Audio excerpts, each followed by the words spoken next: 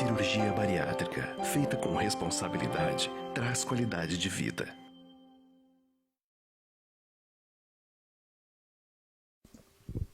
Boa noite a todos, meu nome é Thiago Zega, eu sou cirurgião bariátrico aqui de São Paulo e hoje vou ser o mediador aqui deste Bari Live, que é uma proposta da Sociedade Brasileira de Cirurgia Bariátrica e Metabólica, que ocorre todas as quintas-feiras às 20 horas. Lembrando que antes eram as terças, agora são sempre as quintas às 20 horas, somente pelo Facebook da Sociedade Brasileira de Cirurgia Bariátrica e Metabólica. Hoje o tema proposto vai ser doenças do estômago e obesidade e assuntos associados a isso. E temos dois cirurgiões bariátricos, cirurgião bariátrico da Bahia, Dr. Marcelo Falcão, boa noite. Boa noite, Thiago. E de São Paulo, Dr. Newton Kawahara. Boa noite, Newton. Boa noite, Thiago. É um prazer ter vocês aqui.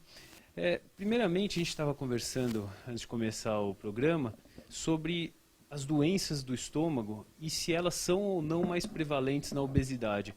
E vocês estavam comentando alguma coisa que não viram nada diferente? O que vocês viram sobre isso? Boa noite, prazer estar aqui. Thiago, como havíamos conversado antes, na literatura a gente não tem uma estatística dessas doenças de estômago em relação à obesidade, né? O que a gente tem é da nossa prática clínica, do dia a dia, da avaliação pré-operatória. Aqui no Brasil, como a gente discutiu antes, ainda nós fazemos endoscopia pré-operatória para o paciente obeso que será submetido à cirurgia bariátrica, e isso tem alguns achados, né, patológicos que a gente tenta tratar antes ou até direcionar a cirurgia ou não, por muitas vezes até suspender a programação cirúrgica. Mas não tem na literatura frequência nem estatística de lesões gástricas nenhuma que você acha na literatura hoje. Não sei se Newton tem alguma opinião diferente em relação a isso. Boa noite, Thiago. Para mim é sempre um prazer estar aqui na sociedade, participando dos eventos da mesma. E, foi muito feliz a escolha desse tema, porque, obviamente, todos os pacientes se preocupam de fazer uma cirurgia que vai mexer com o estômago e o intestino. Será que eu estou apto a sofrer uma cirurgia dessa? E isso que o Marcelo falou é muito importante. Então, muitas dúvidas provavelmente vão aparecer e eu estimulo a todos que estão assistindo a perguntarem. E é muito importante a gente ter uma noção de como é o estômago desse paciente antes de fazer a cirurgia. E muitas patologias, doenças podem aparecer e aqui nós vamos comentar sobre isso. Perfeito. Como o Dr. Newton comentou, todos que estão participando podem fazer perguntas em tempo real. Estou com o telefone aqui recebendo a pergunta de vocês. As que forem pertinentes ao momento, a gente vai responder dentro do possível. Dr. Newton, é muito interessante que a gente vê na prática clínica, no consultório, alguns pacientes muito preocupados com o H. pylori. Quanto o H. pylori é importante, quanto ele traz sintomas para o paciente, quanto isso a gente tem que se preocupar antes de uma cirurgia bariátrica?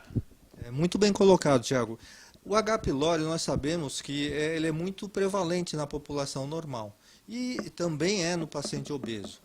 Como na maioria aqui no Brasil, no início da cirurgia bariátrica se fazia muito bypass e esse estômago fica excluído, é muito importante tratá-lo, porque a gente sabe do aumento da incidência de algumas doenças, como a gastrite, a úlcera gástrica, nos pacientes que têm o H. pylori. Aqui no Brasil, a endoscopia pré-operatória é obrigatória, que é diferente nos Estados Unidos, nossos colegas americanos não fazem a endoscopia pré-operatória obrigatoriamente.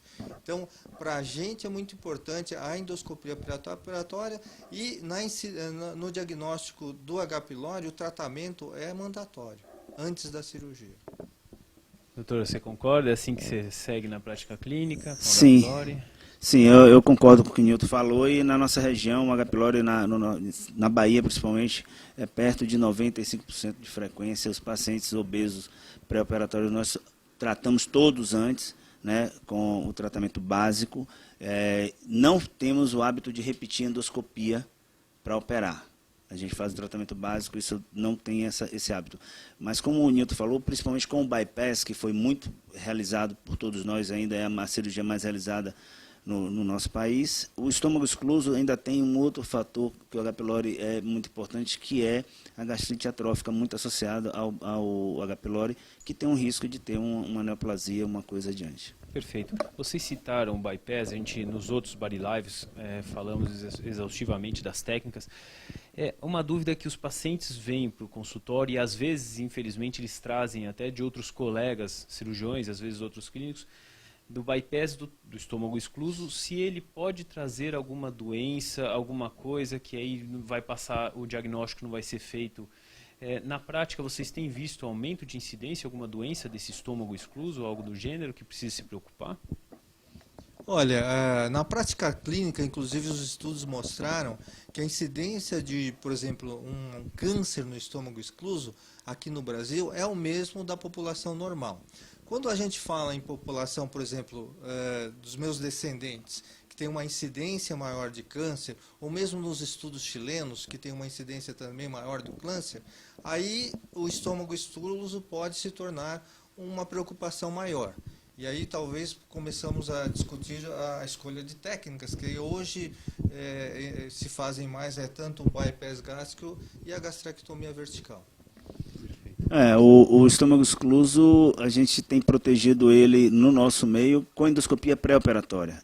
O Brasil, adotando essa prática da endoscopia pré-operatória, evita muitas lesões pós-operatória do estômago excluso. Ele já tem a proteção de não ter acesso, não ter comida passando por ele, isso já é uma grande proteção para o estômago excluso, em termos de lesão, principalmente neoplásica, câncer, né? Mas a gente tem a endoscopia pré-operatória que você evita uma úlcera, você faz diagnósticos de câncer precoce, você tem relação de alguma atrofia mais intensa. Então, as lesões do estômago excluso na prática clínica, nossa prática clínica, são muito poucas e assim está dentro da casuística normal. E também, às vezes, o colega consegue fazer uma enteroscopia, que é uma endoscopia especial, né, para o pessoal entender, que pode chegar naquele estômago excluso, se necessário. Sim, né? sim. Houve uma pergunta aqui do telespectador, Alex de Souza. Ele fez um sleeve, né, uma gastrectomia vertical, e a dúvida dele, quando ele vai ter que fazer uma nova endoscopia, qual é a prática clínica de vocês do pós-operatório? Com quanto tempo vocês fazem uma endoscopia? Bom, na minha prática clínica eu faço endoscopia anuais. Isso aqui é uma coisa que eu fazia, principalmente porque na época que eu fazia o bypass gástrico, eu gostava muito de acompanhar tanto o tamanho do pouch gástrico, da bolsa do estômago, do novo estômago, e da anastomose, que é a costura do novo estômago do intestino. Então eu faço endoscopias anuais. Eu sou mais curioso, eu faço após 6 meses e faço aí a revisão anual dos pacientes. Perfeito. Tem algumas perguntas, a gente vai tentar responder todas, mas aproveitando o gancho da Kelly Scacabarozzi, ela perguntou se o estômago pode aumentar e se isso pode ser um motivo de recidiva da obesidade, né, de voltar a ganhar peso. O estômago do bypass, ela provavelmente deve estar falando, né? Isso aí a gente tem encontrado com o tempo de endoscopia há mais de 5, 6 anos, e dependendo do hábito alimentar também do paciente, a gente tem um aumento desse volume, mas vai depender muito de como foi confeccionada a primeira bolsa. Isso é muito importante, porque existem bolsas bem minúsculas e que você tem uma ligação já próxima ao esôfago, não tem mais musculatura do estômago, isso não tem como evoluir, mas alguns estômagos, principalmente cirurgias abertas antigas, eles dilatam mais e a gente encontra realmente o que a gente chama de pouch, uma bolsa gástrica mais alargada. Você vê isso também, Newton? Você também falou da anastomose, né, da junção? Sim, são 2 fatores que podem estar contribuindo com o reganho de peso.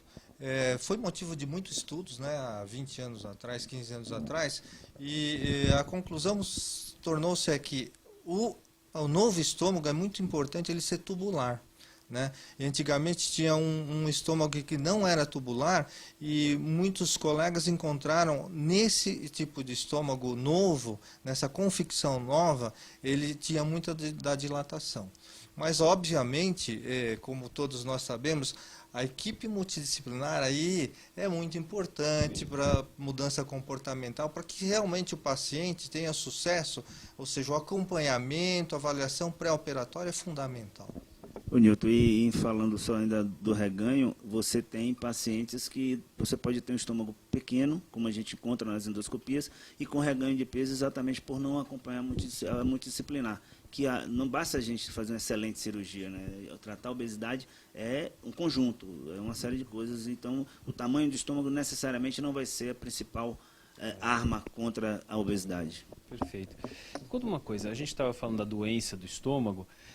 Um paciente que teve úlcera gástrica, que é uma doença não tão recorrente nos dias de hoje, mas um paciente que teve úlcera no passado ou teve uma úlcera já tratada, ele tem algum problema, esse paciente, fazer uma cirurgia bariátrica, doutor Nilton? Olha, úlcera gástrica é realmente uma doença preocupante.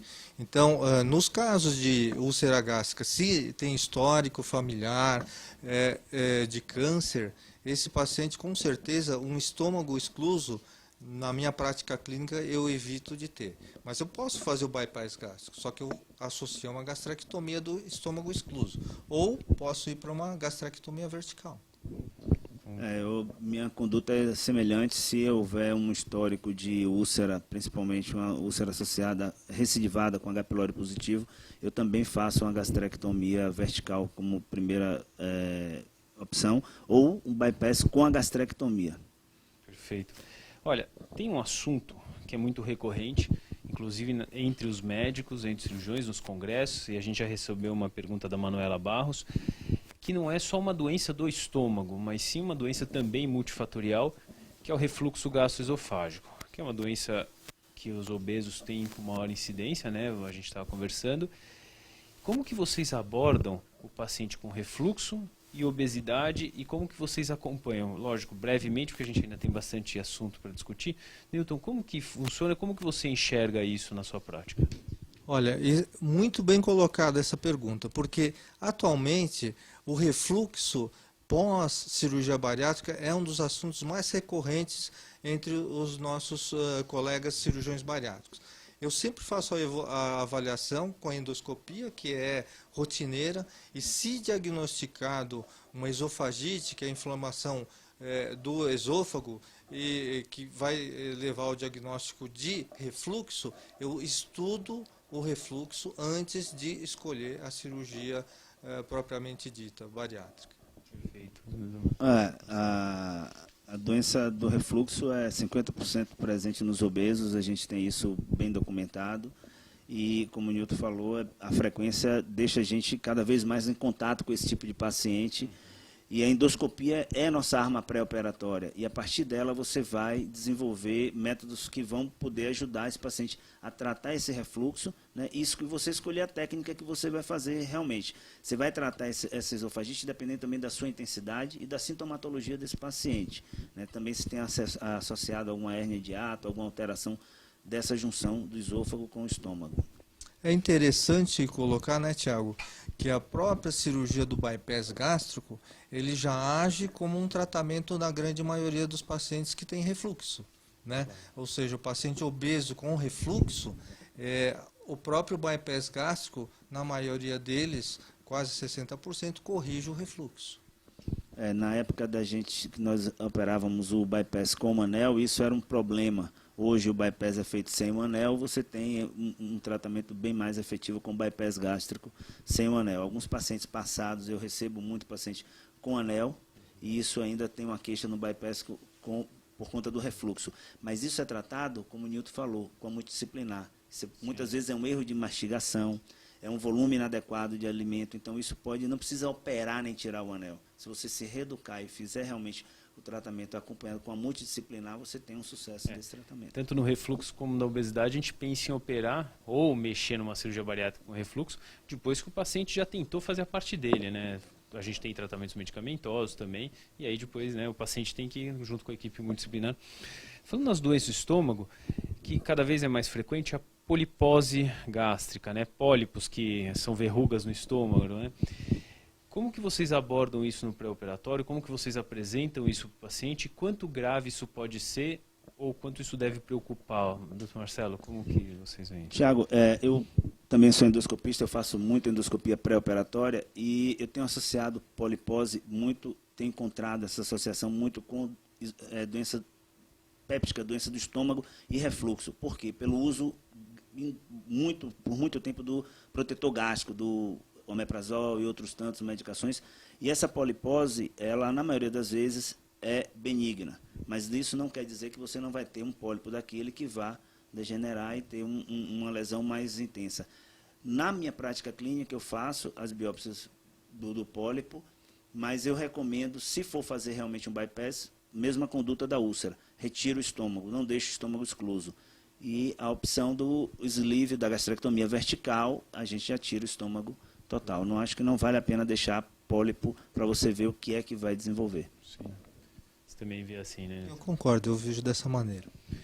Tem uma pergunta que a gente tinha selecionado antes, já vamos aqui para as perguntas, mas a Adriana citou que está parabenizando o Marcelo pela sua dedicação. Parabéns, é legal o pessoal participando. Obrigado, Adriana. O que seria a diferença de gastrite e esofagite? Né? Os pacientes vêm muitas vezes preocupados, eu tenho gastrite, lógico, os exames estão cada vez mais acurados, mas como que o paciente tem que entender a gastrite e a esofagite, a sua diferença, Newton? Bom, como vocês podem ver, as duas doenças, né, terminam em ite, que geralmente em medicina é relativo a uma inflamação. Então, a gastrite é uma inflamação do estômago, né? Então, as barreiras que protegem a parede do estômago, às vezes eles podem acabar estando lesadas e acabam aparecendo essa inflamação. A fisiopatologia é que é como se ocorre a doença, no caso da esofagite já é um pouco diferente, né? A gente tem algumas barreiras protetoras e essas barreiras protetoras, às vezes, elas não estão funcionando. Então, o aparecimento de uma hérnia atal, o aparecimento do esfíncter inferior do esôfago, que é uma musculatura no final do esôfago que protege do refluxo, ou mesmo o relaxamento dessa musculatura, pode levar à volta do ácido do estômago para o esôfago. Isso aí se chama refluxo gastroesofágico. A mucosa, que é o revestimento do estômago, ela está apta a aguentar uma acidez de 2, 3 de pH. Só que a mucosa, que é o revestimento do esôfago, já não tolera isso, acabando inflamando e podendo evoluir com complicações sérias. A gastrite, depois dessa aula de fisiopatologia do mestre Newton aqui, o que tem a acrescentar é que a frequência de gastrite e esofagite no paciente obeso, ela realmente, na prática, apesar de não ter isso documentado na literatura, é grande que nós encontramos porque pelo mau hábito alimentar. Então, isso faz com que essas barreiras protetoras que Newton acabou de nos dar essa aula, sejam lesadas e aí aparecem essas inflamações, tanto da esofagite quanto da gastrite. Isso é realmente frequente na prática clínica, mas nós não temos na literatura isso documentado em termos de percentuais e estatisticamente a gente não pode falar, mas no dia a dia é muito comum. A gente tem que lembrar que também a gente trata o paciente e não o exame, né? E hoje em dia tem muito paciente assintomático, ou seja, que não sente nada e tem uma gastrite leve. Então a gente não tem que obrigatoriamente se preocupar com isso, o paciente está bem, né? Aqui tem uma pergunta interessante, a gente já falou um pouco, mas é legal salientar. Ana Paula, ela questiona o paciente que tem o bypass, uma vez que tem o estômago excluso, a endoscopia geralmente não chega nesse estômago. Quanto ela precisa se preocupar com esse estômago excluso? Tem alguma coisa a mais que vocês acham que tem que apresentar para ela? Não precisa se preocupar, ela tem que buscar uma enteroscopia para ver esse estômago excluso, não é necessário? O Marcelo, como endoscopia, vai poder responder melhor. Mas, assim, tem uma frase, né, na parte médica, para nós médicos, que é muito importante. A clínica é soberana. Ou seja, você não vai procurar pelo em ovo. Se o paciente começar a ter sintomas, aí você tem que se preocupar. Sintomas relativos à doença gástrica, né? Dor, vômitos, qualquer desse tipo de sintoma, já é alguma coisa, mudança de hábito alimentar, do apetite, emagrecimento, são coisas que são importantes. Agora, pelo simples fato de você ter feito um bypass gástrico, aqui no Brasil, que nós temos assim, excelentes cirurgiões, eu acho que não é só por você ter um estômago excluso que você deve se preocupar com isso.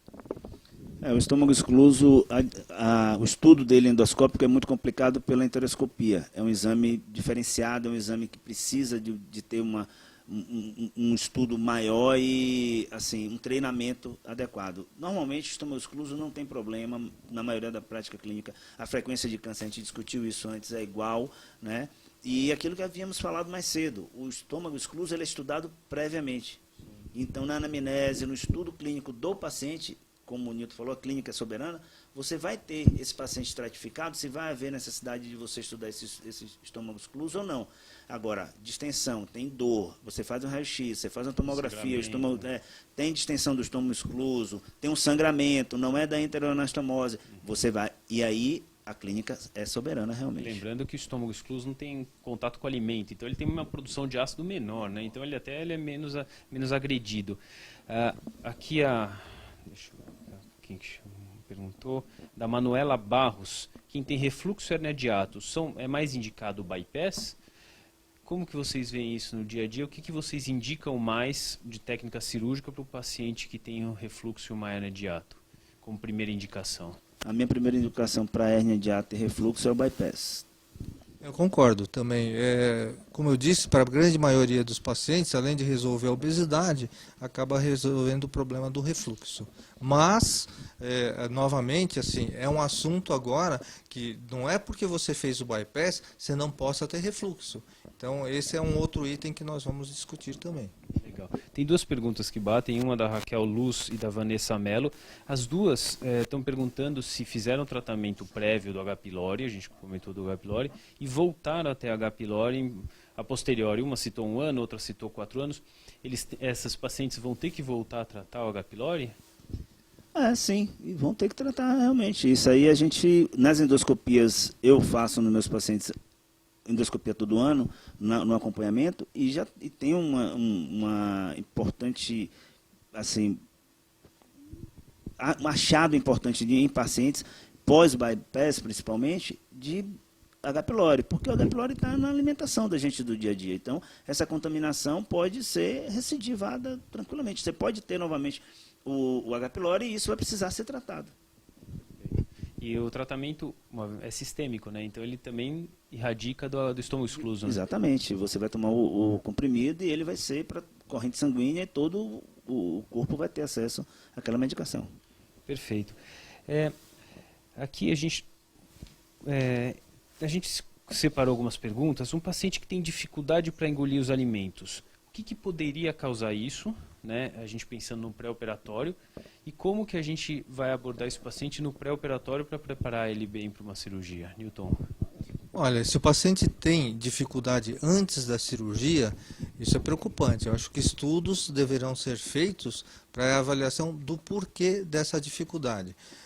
Então, tem vários exames, não só o Marcelo, que é endoscopista, vai poder comentar, mas tem outros exames que simulam uma refeição e você pode ver a dinâmica da deglutição desse alimento para ver se você identifica alguma doença associada. E aí, dependendo do caso, às vezes a cirurgia muda.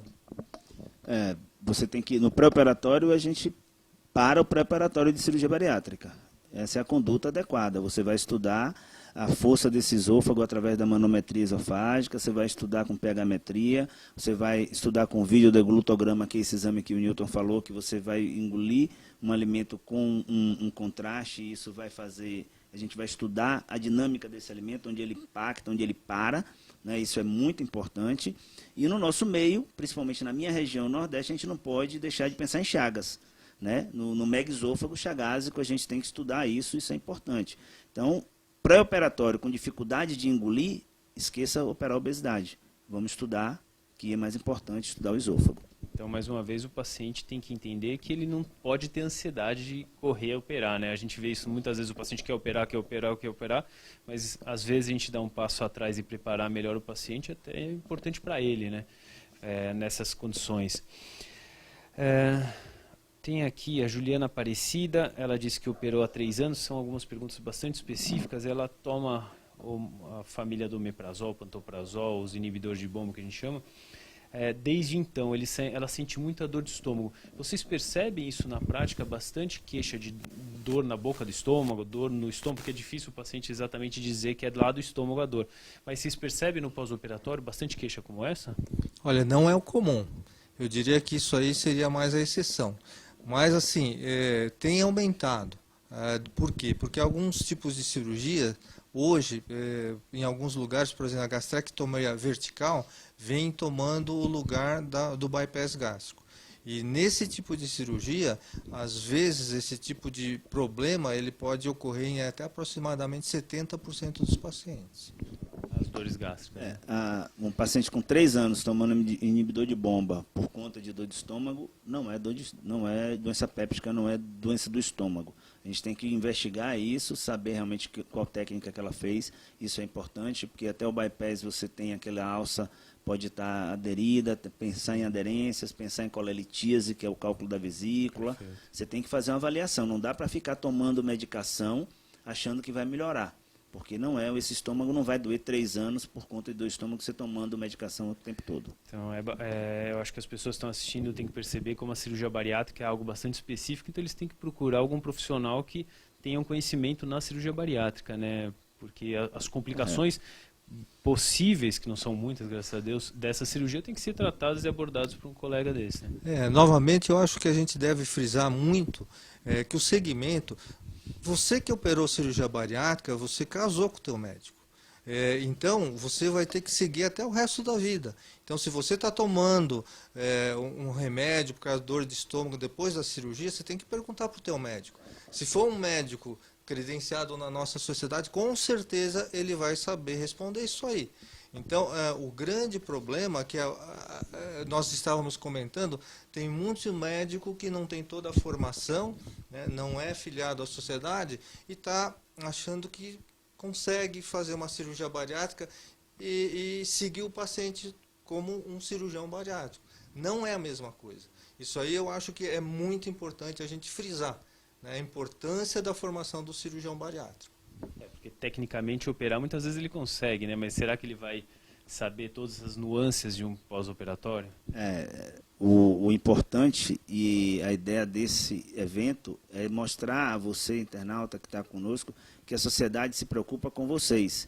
Porque aqui está, e tem, entre outros tantos cirurgiões habilitados, que são chancelados pela sociedade. Isso que a gente está falando não é à toa, o que a gente estuda não é à toa, é para poder trazer melhor para o paciente. A sociedade tem um consenso. O que é o consenso? São regras básicas, tanto de pré-operatório, de indicar a cirurgia, de conduzir quais cirurgias fazer e como conduzir esse paciente pós-operatório. Não dá para sair operando e achar que o dia que tiver dor eu vou parar no pronto-socorro. Não é desse jeito. Eu acho que, principalmente, essa paciente que perguntou, ela deve procurar o cirurgião dela e recomendo a todos que são operados fazer uma avaliação anual. Você não vai no cardiologista, não vai no ginecologista, não vai no urologista, vá ser o cirurgião bariátrico, como o Dr. Nilton falou. É um casamento, né? As mulheres, a gente já sabe que nós somos árabes.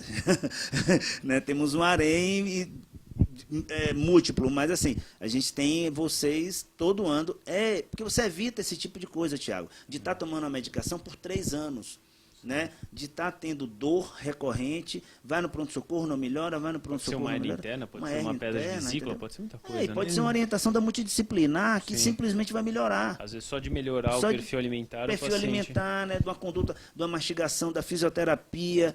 Tem uma dor nas costas, pancreatite, vai no fisioterapeuta, vai no educador físico. Então, é uma equipe multidisciplinar que está cercando esse paciente. Não dá para ser só uma pessoa. E é muito importante a presença da equipe multidisciplinar e do cirurgião, porque não basta você estar magro, entendeu? Sinal que você está magro, perdeu 40, 50 quilos, não significa que você esteja saudável. Então, o segmento é chave na cirurgia bariátrica. Perfeito. Aqui a gente tem uma colocação e uma pergunta da Mônia Grazielli, queria agradecer a presença dela, que ela trabalha com a gente lá no hospital. Ela perguntou, não é exatamente sobre o dia de hoje, quanto tempo fica com a dieta líquida no pós-operatório. A gente já falou em outros Body Lives, que depende de cada equipe, muitas vezes 15 dias, 20 dias, 30 dias, aí vai de cada equipe. Mas eu queria aproveitar o gancho da Mônia para que uma coisa assim, que tipo de alimento vocês sugerem para o paciente evitar no pós-operatório, que isso pode trazer alguma lesão gástrica, lesão até uma gastrite, não estou dizendo nada mais grave. Tem algum alimento que vocês sugerem para o paciente que podem dar mais desconforto gástrico ou coisa do gênero, Nilton? Olha, no começo, lógico, assim, a minha conduta eu deixo 4 semanas em dieta líquida.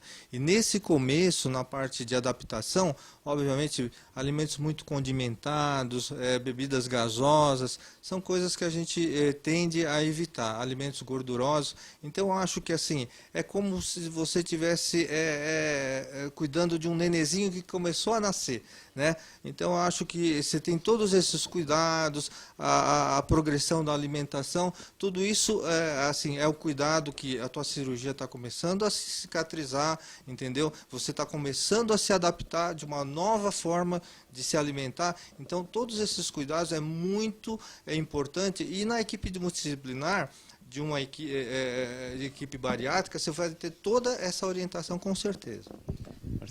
Lá a gente deixa 3 semanas, 2 semanas exclusivamente líquido, e aí vai para semilíquido na terceira semana.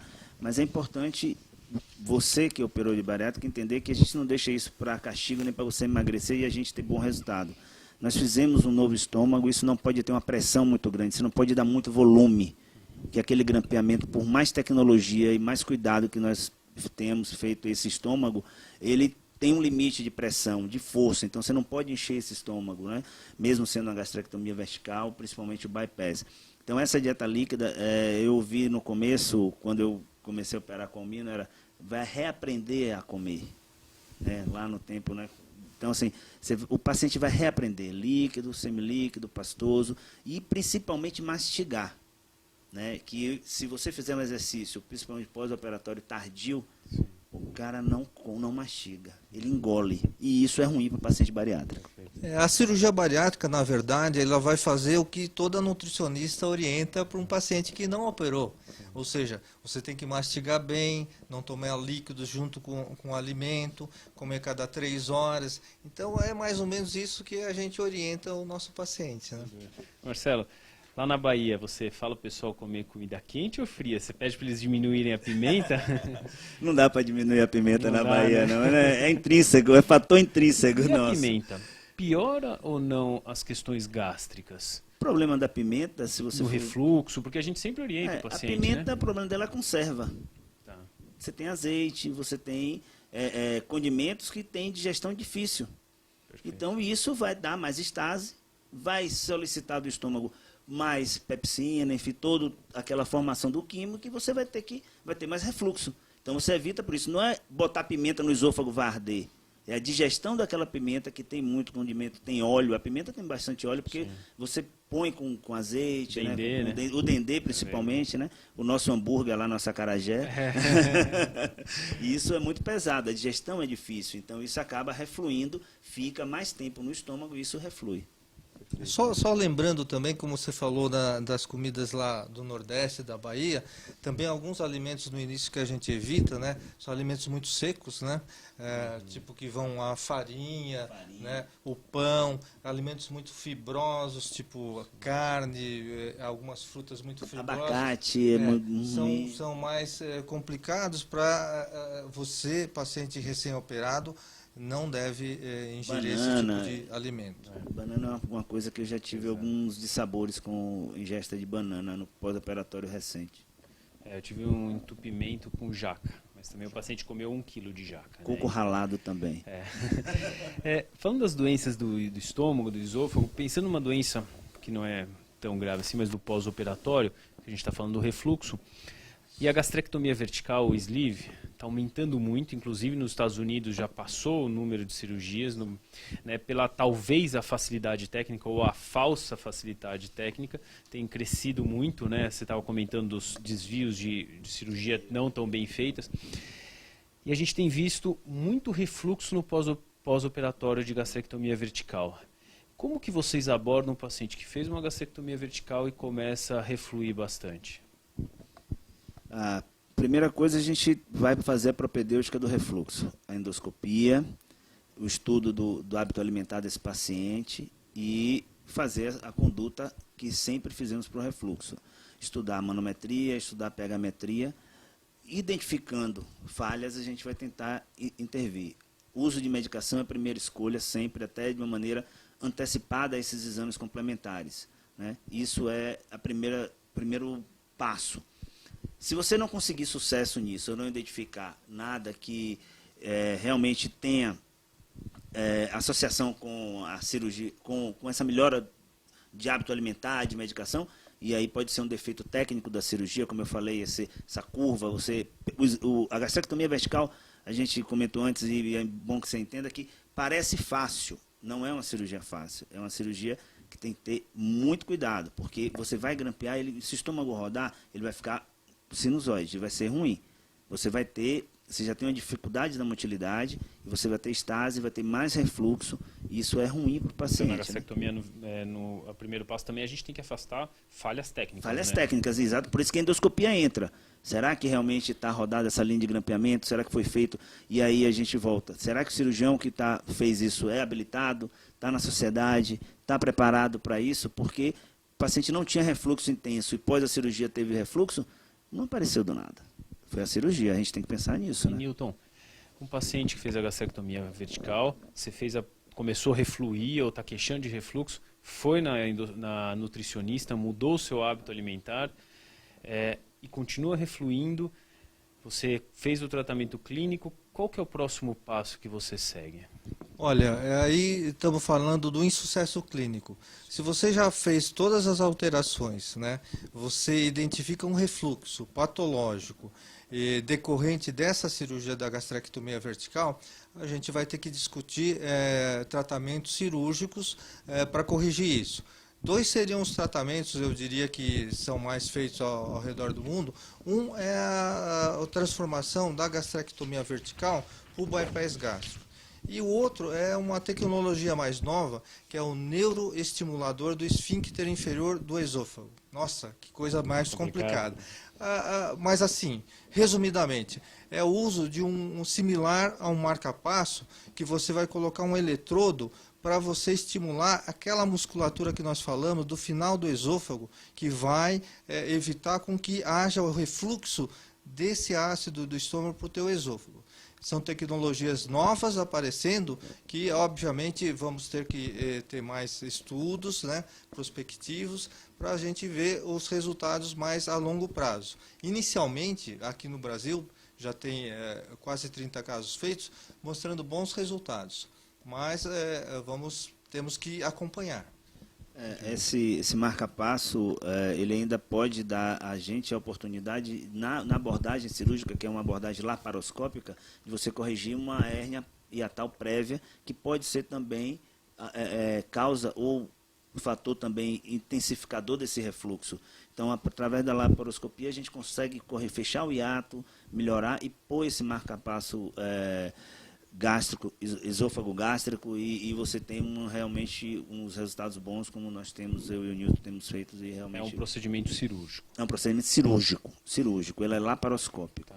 E o convênio, ele patrocina, ele paga esse procedimento moderno? Porque a gente pode, como o Newton começou a comentar, a gente pode fazer algumas técnicas cirúrgicas. Pode transformar em bypass, tem algumas técnicas novas surgindo, que ainda não estão aprovadas. Ou talvez estudar o desenho do gastrectomia vertical. Eu já vi colega colocando, fazendo por endoscopia, colocando prótese, etc., sem muito sucesso, a meu ver. E o convênio a gente consegue pelo convênio. Esse marca-passo, ele está surgindo, e isso a médio e longo prazo, talvez isso a gente consiga pelos convênios. Qual é a experiência de vocês? Olha, tomando como base o continente que mais tem experiência com esse marca-passo, que é lá na Europa, a Alemanha, a Suíça, são os lugares que têm mais experiência.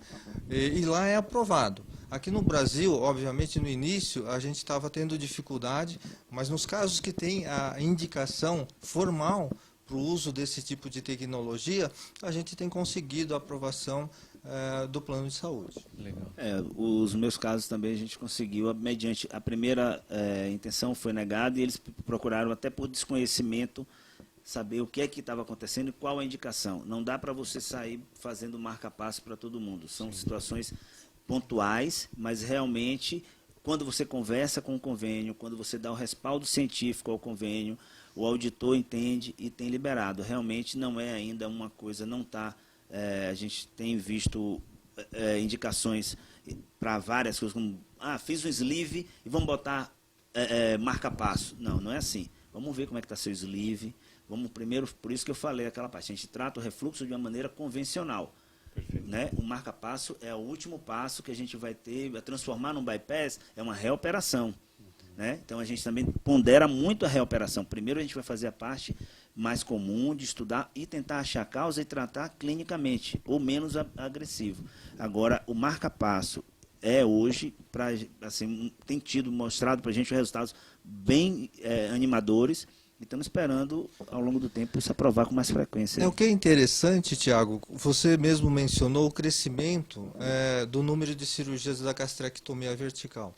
Ou seja, essa tecnologia nova é interessante porque o paciente que escolhe a gastrectomia vertical, dificilmente ele quer um bypass gástrico, ou seja, transformar essa cirurgia da gastrectomia vertical num bypass gástrico. Então, essa tecnologia do marca-passo, ele age como uma ponte, porque você pode fazer e resolver esse problema do refluxo e não precisar ir para o bypass gástrico. Né? Se não resolver, ainda você sobra uma opção do bypass gástrico para esse paciente. Perfeito. Então, existem recursos surgindo, né? Quer dizer, já existem, então crescendo o número de casos. Acho interessante, o paciente tem que saber dessas novas tecnologias para, se possível, usar.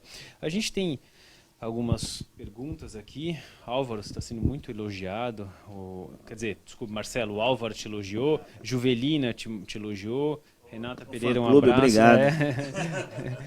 E o Artagnan Amorim fez uma pergunta se no pós-gastrectomia vertical, se tem refluxo, seria mais indicado uma manometria de alta resolução ou teria a diferença entre uma alta resolução e uma manometria normal, usual? O Arta é cirurgião, também é endoscopista, e na minha prática eu tenho feito manometria de alta resolução. Eu trabalho com uma doutora Ellen Brum, que é uma excelente fisiologista de esôfago e sabe tudo de manometria. A gente faz manometria de alta resolução. O sleeve ele é mais fidedigno, inclusive estuda para o bypass o refluxo não ácido. Isso dá a gente também dá um approach maior, ou seja, a gente tem uma capacidade maior de melhorar esse paciente. Então, manometria de alta resolução, o ganho dela é principalmente para o diagnóstico do refluxo não ácido sintomático. Isso é muito importante. Interessante. A Mônia Grazielli, mais uma vez, fez uma pergunta. Por quanto tempo o paciente fica com esse marca-passo?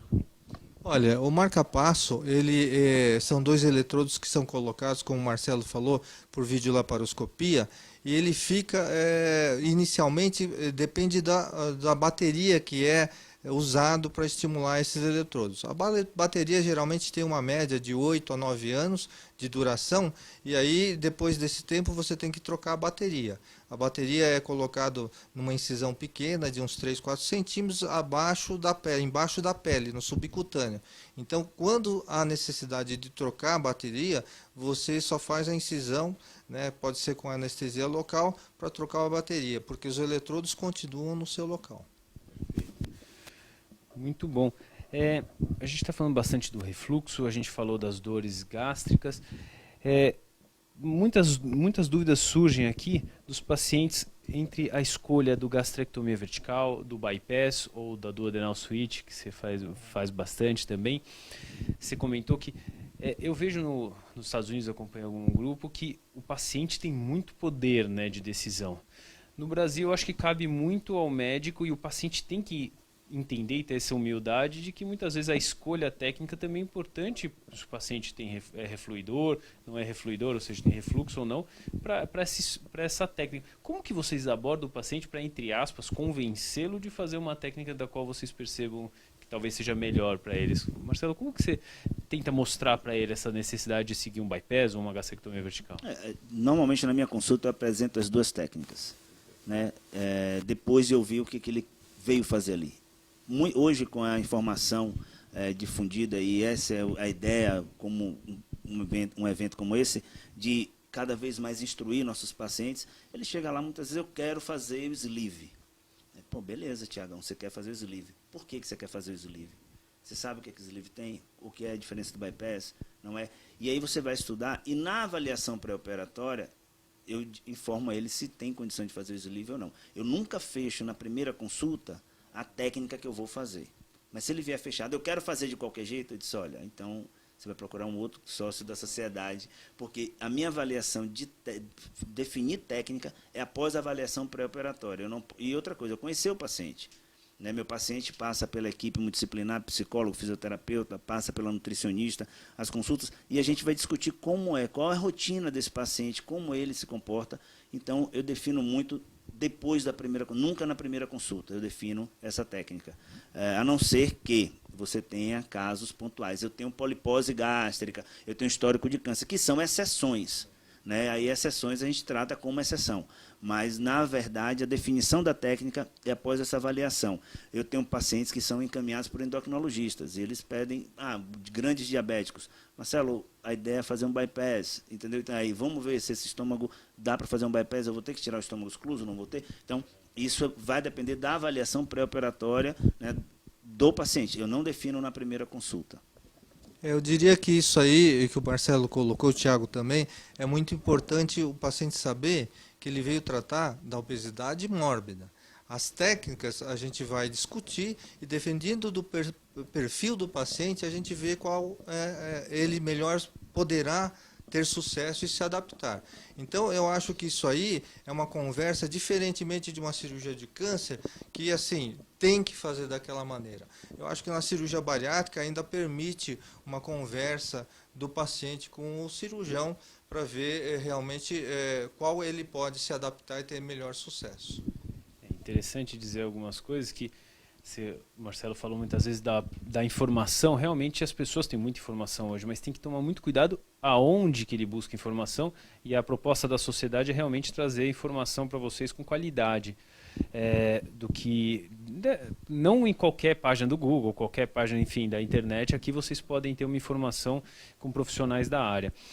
E eu acho interessante o que vocês estão falando. Dá para ver que não dá para você atender um obeso, um paciente que é candidato a uma possível cirurgia, em 5, 10 minutos. Né? Então eu vejo colegas numa tarde atendendo 30, 40 pacientes pré-operatórios de obesidade.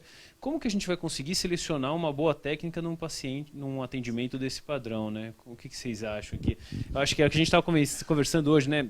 Desculpa o termo, está se prostituindo um pouco a técnica, né? Sim, a gastrectomia vertical principalmente veio um pouco mascarar a dificuldade da cirurgia bariátrica, porque, como dizia um professor meu, operar, macaco opera, mas o grande lance da cirurgia é você saber indicar e você tratar o pós-operatório. E isso o médico faz. E um médico de cirurgia bariátrica, ele é um sócio da sociedade de cirurgia bariátrica. E não dá para você se prostituir achando que gastrectomia é pegar o grampeador e arrancar um tanto de estômago. Sim. Não é por aí. Você tem que ter, nós estávamos discutindo mais cedo, e aí discutindo a alça, porquê, tamanho de alça. Então, são coisas que você tem que fazer. Não dá para atender 30 pacientes de pré-operatório numa tarde. Não existe essa consulta. Isso não condiz com a realidade. Você concorda, Nilton? Você que é um mestre... Eu concordo, isso é muito importante. E para isso existe a Sociedade Brasileira de Cirurgia Bariátrica e Metabólica. Então, assim, pequenos detalhes podem fazer uma grande diferença no teu resultado. Então, quando você vai escolher o teu cirurgião bariátrico, você precisa perceber como ele te trata na primeira consulta. Acho que a primeira consulta vai te dizer tudo. Você vai sentir se esse cirurgião ele está te dando todo o respaldo, experiência que ele tem e segurança para você fazer a cirurgia com ele. Então, acho que tanto o Thiago como o Marcelo, eles colocaram muito bem a importância da formação do cirurgião. Isso você vai sentir na tua primeira consulta com ele. Perfeito. Tem algumas perguntas, é um pouco pessoal, mas foi bastante falado aqui. Luciana Dantas, ela fez uma gastrectomia vertical há mais ou menos 1 ano e meio e tem sentido dor de estômago, na boca do estômago, sensação de ferrugem na boca. Como que vocês pensariam num caso desse? Qual seria a primeira abordagem num paciente desse no consultório de vocês, Marcelo? Pela prática clínica, a endoscopia, e pensava no H. pylori positivo. Bem objetivo, assim, para responder pessoalmente a ela. Claro, tudo, né? Mas respondendo a ela, eu acho que a primeira opção, Luciana, claro, voltar ao seu cirurgião, discutir com ele esse sintoma, mas acredito que ele sendo um dos nossos, ele vai pedir avaliação mais ampla, mas a endoscopia seria a primeira avaliação desse sleeve, dessa gastrectomia vertical, com a pesquisa da mucosa gástrica para o H. pylori, que é uma bactéria muito comum no nosso meio. Eu acho isso muito importante, novamente frisando, a endoscopia ele acaba sendo o primeiro exame provavelmente que todos iriam pedir. Mas a consulta, eu volto a frisar, antes de cirurgiões, nós somos médicos. Sim. Então, tipo, se a Luciana está fazendo reposição de ferro, tomando alguma outra medicação, isso pode acabar acarretando algumas complicações, inclusive, que pode dar esses sintomas. Então, assim, primeiro passe no seu cirurgião, ele vai te fazer uma avaliação de tudo como está sendo esses sintomas nos últimos meses, quando começou, qual o teu hábito, e aí com certeza a primeira exame geralmente é a endoscopia. Queria salientar, vocês comentaram bastante da equipe multidisciplinar, que o casamento, como você comentou, Newton, eu sempre falo para os pacientes que é um casamento com a equipe multi. Porque muitas vezes a queixa do paciente melhora com uma melhora da parte alimentar, da parte psicológica, né? Às vezes o paciente está angustiado, eu brinco com o paciente que o nosso sistema digestivo é o nosso segundo sistema nervoso, né? Então, se ele não trata também essa parte da angústia, também, então, a equipe, e mais uma coisa é procurar um cirurgião bariátrico que ele está respaldado com uma equipe multidisciplinar, né? Que aqui o BariLive a gente tem abordado bastante a equipe multidisciplinar, né? Só para lembrar o que a obesidade era uma doença multifatorial. Por isso, nós estamos falando todos aqui na equipe multidisciplinar. Não é só uma técnica que vai tratar a tua doença. A obesidade é uma doença. E se você operou, você tem que voltar para o seu médico, né? Você tem que fazer essas avaliações, porque você tem hoje, e isso é muito comum, a venda de medicação. Mantenha-se para o reganho de peso, vou tomar vitamina para o resto da vida, aí o vizinho indica uma vitamina. E eu já tive casos da lesão gástrica ser por cápsulas gelatinosas de uma medicação que era fake. Então, tudo isso. Mas eu só descobri isso quando o paciente sentou comigo e conversou. Não dá para você ficar só achando e mandando o WhatsApp e tentando resolver. O WhatsApp ajuda bastante, mas é importante você retornar uma vez por ano ao seu cirurgião e tentar fazer aqueles exames de revisão e esclarecer suas dúvidas, né? É importante o paciente entender que a cirurgia bariátrica não é uma cirurgia estética, então ele tem que tomar cuidado quando ele chega lá para comprar uma técnica, quero esse, eu quero aquele. Ele não é como comprar, eu quero 300 ml numa prótese ou 500 ml numa prótese mamária. Cirurgia bariátrica é uma cirurgia que está tratando uma doença, né, que traz muito cometimento. Né? Uma doença que não tem cura. A obesidade não tem cura, né? Newton, aliás, Marcelo, o colega perguntou, Álvaro Albano, ele perguntou qual é o papel do Stretta no refluxo pós-sleeve. Eu acho que para o público não da área da saúde, como que você podia apresentar isso de uma forma talvez superficial ou simples? O Stretta é um tratamento, Álvaro, um abraço. O Stretta é um tratamento endoscópico. Ele faz uma radioablação. Para o público leigo, ele queima a musculatura e o esfíncter, ou aquela parte que Newton a gente já conversou aqui, a transição entre o final do esôfago e o início do estômago. Ele faz queima aquilo ali para poder ficar um tônus maior e evitar o refluxo, né? É um tratamento endoscópico, né? De radiofrequência, então é uma coisa mais, assim, sem imagem fica muito difícil você explicar para o leigo, mas pense que você vai fazer o seguinte, vamos ser grosseiro, aos médicos que me perdoem, mas vamos pegar um pedaço de carne e pegar um palito que saiu da churrasqueira, torrado em brasa, e encostar nela. Ela vai queimar e vai ficar aquela carne, pedaço duro, exatamente aquele ponto.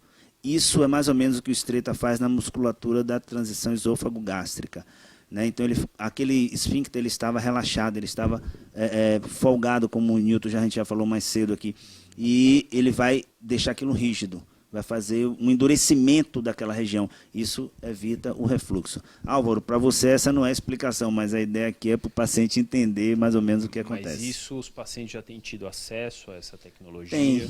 Tem tido acesso, os convênios não estão pagando também. Aqui no Brasil tem um grupo que realiza, eu faço parte desse grupo também, faço tratamento endoscópico do Stretta. Quando bem indicado, também é um tratamento como marca-passo, que deve ser selecionado, não é para todo mundo, né? Então, é mais uma opção para tratar uma doença importante, que é o refluxo gastroesofágico, né? Newton, a gente falou muito do refluxo. Eu acho legal do Body Live a gente trazer palavras que os pacientes trazem no consultório com muita dúvida. O esôfago de Barrett é algo que a gente vê bastante, uma vez que quem tem refluxo pode vir a ter. O que seria isso para o paciente e quanto ele deve se preocupar com isso? Isso é muito importante, bem colocado pelo Tiago, porque o refluxo, o que nos preocupa é o quê? Essa agressão do ácido vindo no estômago e queimando o esôfago pode dar algumas complicações. Uma inflamação crônica que pode estreitar esse teu esôfago, pode causar uma úlcera e sangrar. E a preocupação maior, eu diria, dos pacientes é sobre o esôfago de Barrett, porque essa refluxo crônica ele pode causar uma mutação. E essa mutação na célula esofágica, ele pode se transformar numa célula potencialmente cancerígena. E isso que é a grande preocupação. E aí, se ocorrer essa transformação, o paciente anualmente vai ter que fazer a endoscopia. Obviamente, a incidência é muito baixa da transformação do Barrett num câncer. Depende de quão alastrado está no esôfago. Perfeito. Mas isso não impede que ele faça uma cirurgia bariátrica? Não impede, não impede. Perfeito. Marcelo, você tem visto muito esôfago de Barrett?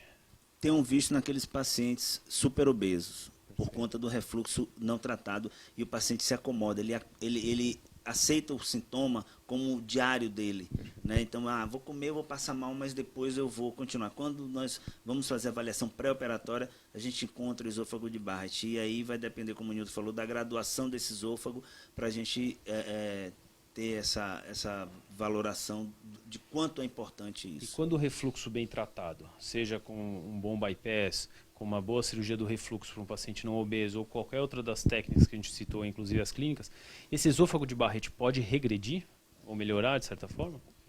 Olha, na literatura, os estudos médicos não mostram isso. Empiricamente, no consultório, às vezes a gente vê uma porcentagem desses pacientes no qual o Barrett desaparece. Mas assim, não há estudos mostrando que o tratamento vai fazer que regrida o esôfago de Barrett. A literatura mostra realmente que você tem uma estagnação daquele avanço, dessa mutação que o Nilton falou. Ou seja, você tem uma lesão que está transformando, você opera, você para a agressão. É como eu falo para os pacientes, eu paro de coçar aquela área, ela para de ficar irritada. Mas aquela lesão que eu fiz já está feita, vai ficar parada ali. Então você não pode operar dizendo eu vou tratar o seu esôfago de Barrett. Isso não tem comprovação científica no nosso meio até hoje. Perfeito. A gente tem poucos minutos aqui, na verdade 2 minutos aqui do nosso Body Live dessa quinta-feira. Queria convidar todos a assistir próxima quinta-feira às 20 horas pelo Facebook da Sociedade. Segue, manda pergunta, a gente tenta responder todas as perguntas quanto possível e lembrando que essa transmissão fica no Facebook para vocês poderem assistir outros momentos. Queria agradecer Newton. Marcelo, vocês têm alguma consideração final? Eu agradeço muito em nome da sociedade a presença de vocês. Eu gostaria que vocês fizessem alguma informação final. Eu queria agradecer à sociedade pela oportunidade novamente de estar aqui, ao Tiago, filho de um grande amigo meu, Thomas Ego, e ao Marcelo. Foi realmente um tempo muito prazeroso dividir com vocês aqui a sociedade. Muito obrigado, eu que agradeço. Para mim também é uma honra estar aqui de volta com o mestre Nilton. Eu comecei aqui em São Paulo, apesar de ser de Salvador, comecei com o Almino e com ele aqui próximo no Central Tower. A gente tinha muita cirurgia na madrugada. O Thomas, seu pai, um grande amigo também, um mestre, é uma honra estar aqui com vocês. E voltar à casa da gente, que é a nossa sociedade. E dizer a você que pensa em tratar sua obesidade cirurgicamente, procure um médico, mas procure um médico referenciado à nossa sociedade. Esse sim vai saber tratar a sua obesidade de maneira correta. Um abraço, obrigado mais uma vez. Boa semana a todos. Eu agradeço aos dois, é uma honra estar aqui com vocês. E estejam aqui na próxima quinta-feira. Obrigado. Tchau, tchau.